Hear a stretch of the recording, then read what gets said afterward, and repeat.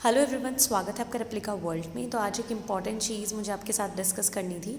तो आज से कुछ दिन पहले मैंने एक वीडियो बनाई थी जिसमें मैंने आपको ये बोला था कि DSSB PGT बायोलॉजी का जो एप्लीकेशन फॉर्म है उसमें जूलॉजी और बॉटनी ही लिखा हुआ आ रहा है और लाइफ साइंस का कोई भी ऑप्शन नहीं आ रहा है।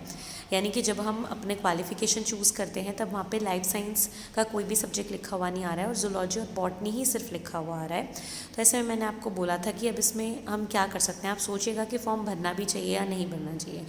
तो मैंने आपको बोला था कि मैं पूछूंगी और अगर मुझे कुछ पता चलता है तो मैं आपको बताऊंगी। फिर बहुत सारे लोगों के कमेंट्स भी आ रहे थे इस बात पे कि मैम कुछ पता चला या नहीं पता चला, क्योंकि हमें भी पता है कि जो फॉर्म फिल करने की डेट है वो 7 फरवरी है, यानी कि 7 फरवरी तक हमें फॉर्म भरना है। तो अब टाइम तो ज़्यादा बचा नहीं है, आज 2 तारीख है।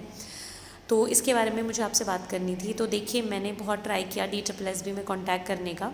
ठीक है, मेरे कुछ नोन हैं जो कि टीचर्स हैं वहाँ पर दिल्ली गवर्नमेंट के स्कूल में। बट देखिए, हमें पता है कि टीचर की रीच इतनी नहीं होती कि उनको इस चीज़ के बारे में पता हो।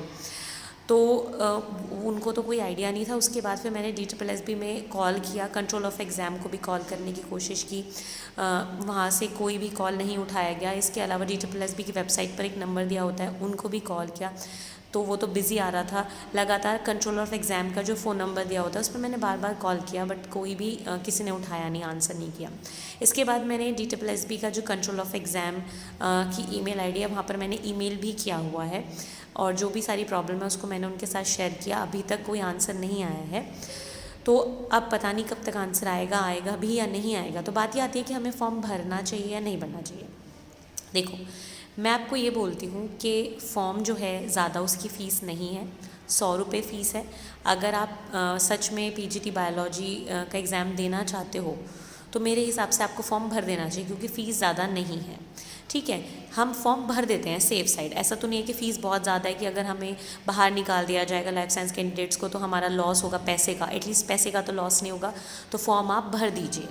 ठीक है, अब देखिए, दूसरी बात ये है कि मीनवाइल ये चीज़ें क्लियर हो जाएंगी एग्ज़ाम से पहले ही। जहाँ तक उम्मीद है, हम बार बार उनको ईमेल करेंगे, कांटेक्ट करने की कोशिश करेंगे तो चीज़ें क्लियर हो जाएंगी कि लाइफ साइंस वाले कैंडिडेट्स एलिजिबल हैं या नहीं है। आप फॉर्म भर दीजिए क्योंकि टाइम नहीं है अभी ज़्यादा।